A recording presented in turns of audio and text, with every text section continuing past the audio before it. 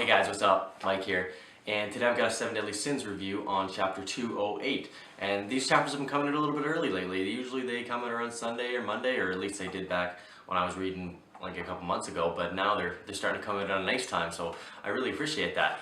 But other than that, I do want to talk about one thing quickly before I get into this review. First of all, this is my last day making videos here. I'll be finally making videos back at my place tomorrow. So that's good to hear. And another thing is, the reason why these videos that I've been putting up in the last couple of days have gone up like a little bit later in the day, usually around, midnight, not midnight, but pretty close to it for some of them, is because the upload speed here is really quite atrocious. It's like 1 megabyte per second, so it takes me like 5 or 6 hours to upload like a 10-minute video. So there's not much I can do about that here. I try to get my videos up early in the morning so I can spend all day uploading them. But yeah, so anyways, let's get into the review today, guys.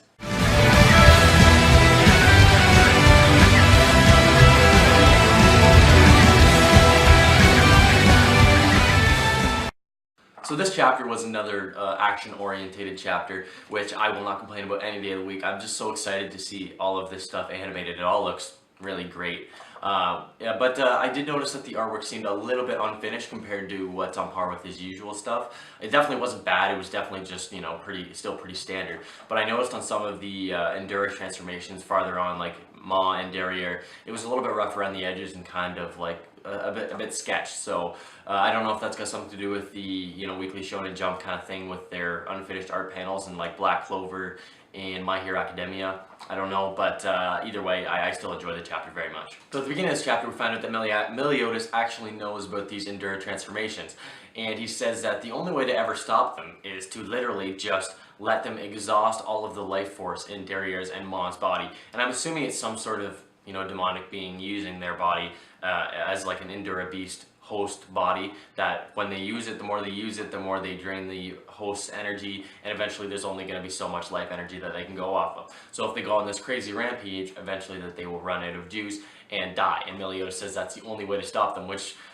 gets me a little bit worried, obviously, because if that's the only way to stop them, these guys can basically do whatever they want until that period of death that Meliodas talked about. We do get some nice Elizabeth stuff in this chapter when she pops up from last chapter and says, I'm gonna save these guys no matter what. Rudisell thinks that Elizabeth has a chance, or at least that's what it looks like. And that was kind of surprising at first, because that means, and we do confirm this later in the chapter, but that means that Elizabeth is leagues above the other 3 angels, including Rudisell. Which is a bit puzzling to me, but it kind of goes and points towards that she's obviously one of the archangels, and if she's not one of the archangels, she has to be some sort of rank above that. So this part really reminded me of the end of the anime, or the end of the Hendrickson arc, when Elizabeth was using her powers and this kind of like triangle arc thing came out of her eye, same as the symbol that Rudisell was using for his powers. So obviously just some sort of goddess ability that the archangels are bestowed upon them. But that's not really the point here. The point is Elizabeth's power is a lot similar because of the wing style of her goddess light type thing that's surrounding her. And then she fires a couple blasts at Ma and Derriere. And I was like, okay, what are you trying to do? You just said you're trying to save them. But then we go and find out these blasts are not just normal, kind of arc stuff. Elizabeth has a lot of special powers to her. It seems that her spells won't actually kill these guys. And Rudisell seems like he's a little bit pissed off of that. I love the pouty faces that he was getting in this chapter. He was literally acting like a little crybaby when things weren't going his way. And I wonder if that's how it usually goes. I feel like he's not that powerful, so I don't know why he's used to having things go his way all the time. But he also was saying in the other chapter from Narrabasta that he is the superior archangel, and I don't know if she was actually trying to compare him to Elizabeth or not, or whether she isn't actually an archangel, because it still isn't confirmed yet. We're just kind of speculating at this point. But she said that Rudisell, was the superior angel above all other archangels, and that just doesn't seem true at this point. I mean, if Elizabeth is an archangel, she's clearly way above him.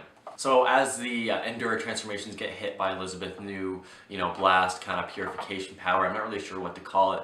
I'll discuss it a little bit more when it actually happens, but the blast hits them, and they are getting more pissed. They do not like this, and I don't blame them. These guys are beasts. So if you smack a beast in the face, or even if you were giving this beast a bit of a troubled time, you know, trapping it in a corner, it's gonna go crazy. And that's kind of what happens with these Endura transformations. They start to go wild, you know, they start to reach their maximum point. Meliodas says it's the darkness inside of them that's fighting so hard against the light. And that makes sense. You know, these Endura beasts are kind of just the incarnation of evil when it comes to demons. And the goddess light is kind of the exact opposite of that. So obviously they're going to fight against one another. The designs of these Endura transformations at this point in the chapter are very, very cool. And I like how Mons was really kind of taking the direction of a spider. And it kind of had the 3 eyes going on, had a lot of legs, just looked really creepy, really sinister, really good for his character, really good for the Endura transformations. And Derriere's, I did like, probably not as quite as much as Mons. I like the way that hers was heading before, and then it kind of got mixed with the whole lion type thing, which is definitely really cool. The big mouth full of teeth and everything. It did look cool. Don't get me wrong. I just like Mons a little bit better. So when they start going crazy like this, they start pushing Elizabeth back, and the other archangels start getting a little bit worried. But then Rudicel kind of takes the opportunity to step forward and say, "Okay, let's just kill these guys while Elizabeth has them distracted. We might as well wipe them all out." And the other angels are like, "Okay, sure, I'll help you out." And so they step up and ready to attack, and then Meliodas kind of just does his thing and steps up for his girl. And he steps up right in front. He's got the demon wings going on and the huge-ass sword with his mark on his forehead. He looks really, really cool. Probably thumbnail material in this point. Meliodas basically says to Elizabeth, you know, "You can leave these angels to me. I will handle them. You do your thing. You know, you get these guys out of what they're going on." And I wonder if Meliodas actually knows about Elizabeth's ability at this point, because he kind of just says that the only way to kill them, or only way to stop them, or is to let them die themselves. But if he actually knows about this Elizabeth thing, why would he just say that? Why would he try to scare the shit out of King and Diane and say that these guys are just going to go rampaging until they die? But either way, it's interesting to think about. Again, Rudicel has a little sour face, which is always hilarious in this chapter. He's got a couple of them. Just when Meliodas shows up, his plans are just getting ruined, and he's not having a good time. He's not liking it whatsoever. So Elizabeth is going on, and she's making a point to the demons, and she's actually kind of feeling pity for them. And this part of the chapter, you know, I kind of bashed on Elizabeth last week for feeling bad for everything or whatever, but this one, she actually made a lot of sense, and she made a point that hasn't been made, you know, in a long time in Seven Deadly Sins, and you think it would be an obvious one, but in this world, it's kind of, it's different the way they classify each other. So she makes the point that, you know, who has the right to decide who lives and who dies, or who is the scum of the earth and who is the pinnacle of the races? We don't have the right to decide that, and you don't have the right to decide that either. And that's a really good point, you know. It's just common decency. You know, you can't just decide that you're the best and decide that you want to take out the races that you think are the worst. It just makes no sense. He goes on to say that darkness and light are all bathing us equally, and it's true. Each character that we have met has some sort of bend with the dark and the light of the world, especially our Seven Deadly Sins. We know that they're all kind of decent-hearted people, but we know that there has also been the sins that they've committed. And maybe not all of them were actually sins, but, you know, a fair bit of them were, and a fair bit of them just have a dark past. So at this point of the chapter, Rudicel is kind of at his breaking point. You know, he's pissed off. Everything's going to shit. He says to the other angels, "You know what? We got to kill these 10 commandments now. Let's all team up and do a final blast and just kill them, including Meliodas, to finally get these guys out of the way while Elizabeth is distracting them." And he also says at this point to Elizabeth, in a huge screaming voice, he's mad as fuck, he says, "He will never forgive you." And this is some really, really good setup. I'm liking the way this is going. I'm liking the way that they're introducing a higher up power of a goddess, like the Demon King, and it's just a really interesting twist to this chapter. We get to set up for a future, you know, maybe even Demon King versus Goddess King or whatever. I mean, we're not that excited for that, but we know that there's someone above these archangels and there's someone above this power, so that's good to find out for sure. Now, in my other videos, I kind of theorized that this person at the top of the Goddess clan would be a woman and would possibly be related to the Demon King somehow. Maybe even related to Elizabeth, maybe related to Meliodas and Esteros and all them.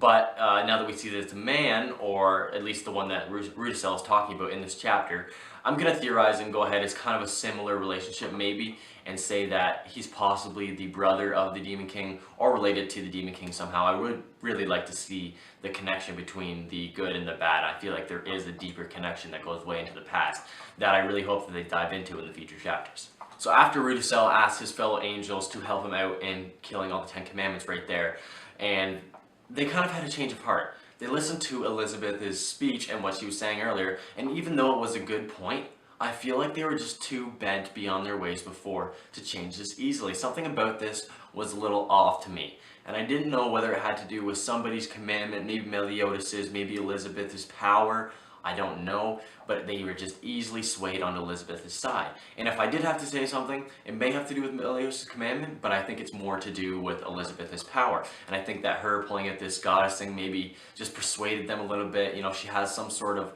peace kind of mind instilling power. I'm really not sure on that yet, but if you guys have any ideas on this, let me know in the comments below, because it's just kind of speculation at this point, but it is interesting to think about. So Elizabeth's blast then kind of just breaks through the Endura beast. They can't fight against it anymore, and it kind of just rips the darkness completely out of them. This was a really cool part of the chapter, and it proves that, as I was saying earlier, Elizabeth doesn't have just like a regular arc anymore. She is way more powerful than that. She's way more powerful than the other angels, and it's not just a killing power. This power is more of fitting for a goddess. You know, it actually is like purification. She takes the evil out. I like it how they have, so the demons are evil. Yes, they have this darkness within them. But as Elizabeth said before, we're all equally bathed by the darkness and the light. Even the demons. So the demons have this evil, this darkness. You could call them the Endura in them. That's not the only darkness in them. But they have this darkness in them. But it also means that they have this light in them. They're bathed by the light equally, just like everyone else. And this chapter kind of emphasizes that, especially when the darkness gets ripped out of Derriere and Ma. They just kind of look so peaceful, so normal, so just genuinely human. I think that's all I got on this action chapter, guys. It was a really fun one, a really good one to review, as are all of Seven Deadly Sins. I really do love this series. Let me know what you thought in the comments below. Like and subscribe if you enjoyed, and I'll talk to you in the next one, guys. Peace.